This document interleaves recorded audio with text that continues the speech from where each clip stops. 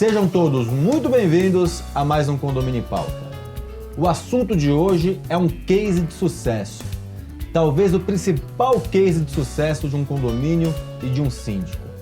O condomínio em questão é o Centro Comercial Grandes Galerias, onde fica a Galeria do Rock. E aqui, um convidado ilustre para nos contar toda essa história, o famoso Toninho da Galeria do Rock. Seja muito bem-vindo ao programa. Eu fico muito grato, não é tudo isso, né? Mas fico agradecido.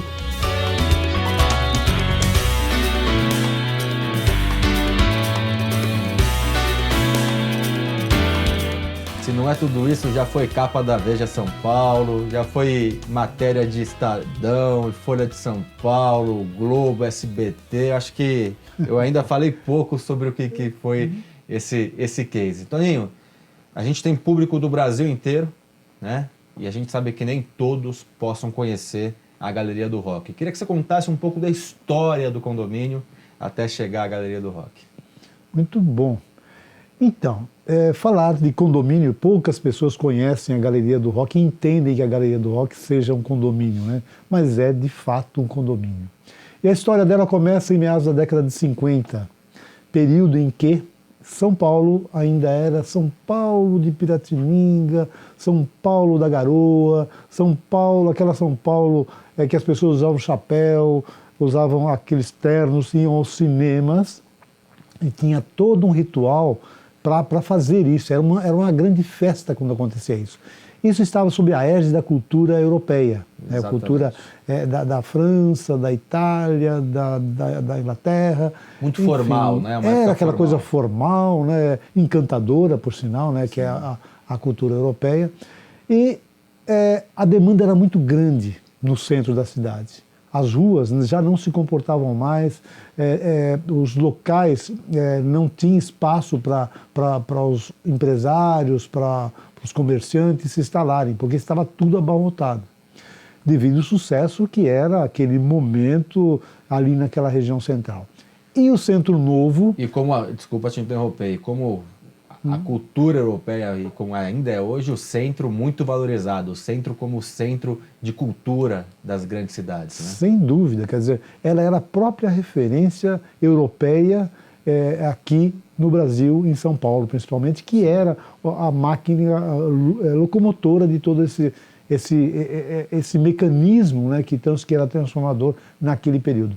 Então a demanda era muito reprimida, teve um prefeito chamado Toledo Pisa, em 57, ele criou, vendo essa necessidade, ele criou um concurso público e chamou os arquitetos para que fizessem todo um projeto ali na região do Centro Novo para que pudesse arrumar mais espaço, porque não havia mais. E nessa busca, quem acabou ganhando foi Alfredo Matias e seus arquitetos, né? E começou ali a estudar, né, de que maneira seria mais viável fazer um espaço para que criasse condições melhores de ocupação. E foi feito as galerias, que começa lá em cima, na Praça Dom José Gaspar, e vai caminhando entre as ruas do Centro Novo, que era tudo planejada, né, até o Largo do Paissandu. E ali criaram-se galerias, né, desde o Centro Comercial Grandes Galerias, Galeria Nova Barão, Galeria 7 de Abril, até a Dom José Gaspar. E isso deu toda uma dinâmica e atendeu aquela necessidade vital de atender a demanda reprimida, né? E São Paulo, naquele momento, era como eu falei, né, a coqueluche do momento, era onde tudo acontecia, onde o dinheiro circulava com muita firmeza, principalmente no Centro Velho, que é depois do viaduto Santa Ifigênia, do Anhangabaú. Ali estava todo o dinheiro. O que aconteceu nessa virada dessa década de 60? Nós começamos a sair daquela cultura europeia para uma cultura mais americanizada. Perfeito. Nós saímos da roupa prêt-à-porter, né, da roupa pronta para vestir, que os alfaiates, logo que foi construída a galeria, vieram mais de 100 alfaiates da galeria e ocuparam os espaços, né? Quer dizer, a nossa primeira clientela foram os alfaiates, que faziam aquelas calças, aquelas roupas sob medida, né? E nessa virada, quando entrou Juscelino Kubitschek em Brasília, ele queria fazer Brasília de 55 anos, né, aquele sonho. São Bernardo do Campo começou a criar toda a indústria automobilística. Então o Brasil saiu daquela linha, daquela rota da cultura europeia para uma cultura americana. Aí vieram o prêt-à-porter, a calça de jeans, camiseta. Talvez um dos principais momentos de transformação cultural do nosso país. Né? Então, não só cultural, mas também nos costumes, né, na forma de agir, né, quer dizer, as pessoas começaram a mudar a maneira de não só de escolhas culturais, né, do cinema, do chapéu, da roupa finíssima, sim, mas também nos costumes, né, na organização, na alimentação. E a locomoção da centralização que existia para a expansão, né? Você citou aqui Brasília e você citou aqui o ABC, que a força do ABC na questão da indústria, né? Claro, e ela, na verdade, foi a máquina revolucionária, que foi a base da indústria nacional, que fez de São Paulo a maior máquina de indústria, que toda a nossa base econômica estava nessa São Paulo de Piratininga, que foi, sim, o agente de grande transformação. Mas o que aconteceu? Houve uma explosão nesse momento, né? O dinheiro começou a circular, já não, mesmo construindo essas galerias, esses centros comerciais. O centro foi se expandindo, foi subindo a Rua Augusta, chegando na Paulista, e a Paulista também começou a pegar essa sinergia, sim, aí desceu para os Jardins, Berrine, né? E aí o que aconteceu? O centro foi ficando abandonado. Todos os prefeitos que entraram, né, nessa mudança, todos, não falo de não estou falando de partido, não estou falando, sim, de... todos os governos que passaram, municipais, foram esquecendo do centro. E o centro foi ficando abandonado, né? E lamentavelmente... Perigoso, sujo. Isso, né? E essa coisa foi criando um princípio que até hoje ainda existe esses resquícios, né? E o centro foi ficando. Aí o tempo passou, inauguramos o Centro Comercial Grandes Galerias em 1963, né? Ele iniciou... Você não estava lá nessa época? Não, ainda não estava. E iniciou e a decadência veio junto. E nessa decadência foi caminhando, aí foi também ficando abandonado. E esse abandono, para a gente encurtar a história, foi caminhando até a década de 90, quando aí eu entro, né? E como que você entra? Como que você vira síndico desse condomínio? Então, eu era ainda estudante, né? Então a minha vida acadêmica estava lá. Estudante de? Eu fiz jornalismo no início, depois, né, posteriormente fiz psicologia, fiz pós-graduação em administração e marketing, e ainda até hoje continuo na vida acadêmica, né? Continuo estudando ainda, né? Certo. E foi um momento assim da minha adolescência. Quando eu terminei a primeira faculdade, eu falei, opa, pera lá, o prédio está ficando abandonado. Eu tinha já alguns imóveis lá. Você tinha imóveis no prédio? Já tinha comprado. Quando eu levei a minha empresa para lá em 1974, você não tinha nascido ainda. Você era um proprietário onde você tinha ali a sua empresa. Isso. E tinha alguns outros imóveis. Isso, exatamente. E era uma empresa de fotografia. E naquele período, a galeria era um prédio de muitos fotógrafos, que hoje se tornaram famosos, né? Antes da crise da fotografia e a era digital, né? Sim. Muitos famosos fotógrafos ficaram lá, se instalaram lá, e eu fui fazer assistência técnica. Eu alocava equipamentos, consertava os equipamentos desses fotógrafos que lá estavam. Enfim, era um momento assim de transformação, de transição, mas foram ficando subocupados, as gestões eram muito negativas, os síndicos eram oportunistas, só queriam tirar vantagens. E aí o prédio foi ficando abandonado, as escadas rolantes já não funcionavam mais, a eletricidade em decadência, não havia manutenção hidráulica, elétrica, nada. A decadência do centro estava caminhando junto com a decadência do condomínio. Exatamente, por falta de zelo, falta de olhar, né, com mais carinho para aquele espaço. E aí chegou um momento que eu terminei minha faculdade, e toda a minha faculdade eu tirei dali, né, que eu não nasci em berço de ouro, eu sempre trabalhei. E eu tirei dali, eu falei, opa, já que eu tirei daqui, eu vou devolver para cá, né, o meu conhecimento. Você se candidatou como síndico? Aí, né, eu nem me candidatei, eu nem queria ser síndico, na verdade, eu acabei sendo levado, né. Porque de uma maneira ou de outra eu fui daquela geração laranja mecânica, né? Sim. Aquela geração que era mais revolucionária, né? Toda geração, né? É meio de esquerda, meio tem um pensamento de querer salvar o mundo, querer fazer justiça social. Eu era nada mais, nada menos do que um desses jovens. Tanto que eu comecei primeiro, minha faculdade foi na Escola de Sociologia e Política.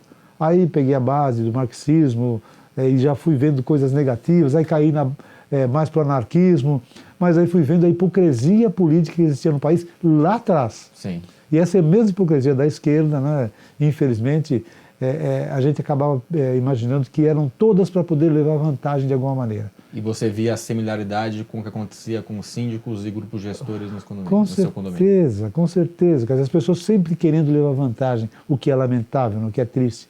As pessoas não pensam, enquanto condomínio, num coletivo, num bem-estar comum. Nós criticamos os nossos governantes, mas quando temos o poder de governar em micro, como é um caso no condomínio síndico, muitas vezes agimos de forma similar, né? Eu não digo que agimos, eu digo que alguns agem, né? Sim. Assim como alguns agem também de uma maneira negativa nesse país. Geralmente são ou são os psicóticos, né? São pessoas mau caráter, mesmo que vê uma possibilidade de vantagem, de levar vantagem nessas histórias, e são pessoas que não têm respeito mínimo com o coletivo, né? Eu só acabei, na verdade, sendo levado por quê?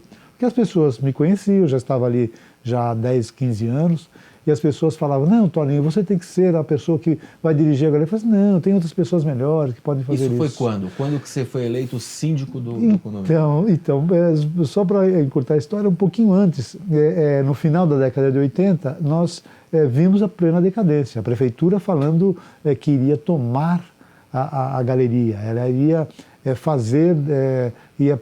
pegar a galeria para ela, como pegou vários prédios lá no centro, né, sem competência para poder administrar, mas pegou, né, eu falei, opa, pera lá, aqui não, eu vou subir esse negócio. Se é assim, vou brigar novamente.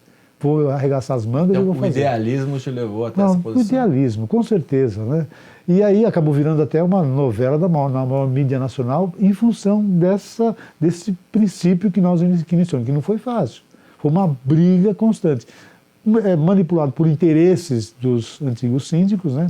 E interesses de algumas poucas pessoas que queriam fazer daquilo uma fonte de renda, simplesmente nada mais. E aí, no final da década de 80, criamos uma associação e por 2 anos nós movimentamos essa associação.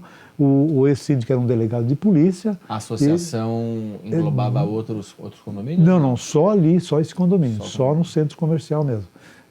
Porque eles não queriam abrir mão. Aí nós criamos essa associação e fomos pagar em juízo. As pessoas falam, mas o que é pagar em juízo? Em paralelo ao oficial, ao síndico, você não era o síndico nesse momento? Ainda não, mas Vocês criaram um poder paralelo. Exatamente. Aí as pessoas não acreditavam, né? Porra, mas isso pode? Eu falei, pode, nós podemos tudo, desde que nós façamos a coisa correta, né? Aí começamos a pagar em juízo, aí desmontou o oficial, né? E aí as pessoas não acreditavam, eles, né, por ser delegado de polícia, existia uma remanescência ainda do regime militar. Falei, você não pode fazer isso, eu sou autoridade. Eu falei assim, a autoridade lá, aqui dentro a autoridade somos nós. Então nós vamos fazer o melhor, nós vamos fazer aquilo que você deveria ter feito. Olha a droga ocorrendo aí dentro, olha a bagunça, olha as brigas que tem, e você não faz nada. Você, com uma autoridade, cadê a sua autoridade? A gente vê a droga acontecendo. Aquilo era pior que a Cracolândia hoje em dia. E lá dentro só para você ter uma ideia. Na galeria nesse momento? Olha, eram poucas lojas funcionando. A maioria fechada? Tinha maioria fechada. 50, 60, 80 lojas no máximo, das 450. Então era um absurdo. Largado. Era um prédio abandonado, né? As torcidas de futebol entravam e saíam a qualquer hora. Né? O Mancha Verde, o do São Paulo, do Corinthians, Independente. Nossa, era coisa brava lá dentro. Por isso que saíam brigas, né? E aí misturava com os punks, misturava com os skinheads, misturava com os regbanders. E aí saía era uma panela de pressão. Uma panela de pressão, mas muito mais sutil e muito mais violenta do que a Cracolândia hoje. Que a Cracolândia tem, o pessoal só curte o crack. Lá não. Existiam diferenças ideológicas, pessoais, né? Então era uma briga assim. Toninho, eu vou te interromper. Você fez você fez um histórico, não só da Galeria do Rock, como de São Paulo e do Brasil. Impressionante. Mas você vai contar para mim, agora juntando isso, no segundo bloco, a gente está terminando o primeiro bloco, você vai contar quando você assumiu como síndico e como você conseguiu fazer essa transformação e chegar hoje aonde chegou a Galeria do Rock, que é uma referência cultural de São Paulo e do Brasil. Você conta isso para mim daqui a pouquinho. Você que está em casa, não perca, sexta-feira você vai conhecer tudo sobre essa grande transformação, esse grande case de sucesso com o Toninho da Galeria do Rock. Até sexta-feira.